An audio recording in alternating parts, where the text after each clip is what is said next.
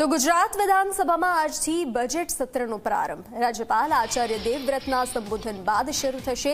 સંબોધન બાદ ગૃહમાં ઉપાધ્યક્ષ પદની ચૂંટણી થશે। શાસક પક્ષ તરફથી પૂર્ણેશ મોદીએ ઉમેદવારી નોંધાવી છે, ત્યારે કોંગ્રેસ પક્ષ તરફથી શૈલેષ પરમારે ઉમેદવારી નોંધાવી છે। 18મી ફેબ્રુઆરીએ વિધાનસભામાં બજેટ રજૂ કરવામાં આવશે। રાજ્યના વિકાસ માટે આગામી બજેટ મહત્વનું બની રહેશે।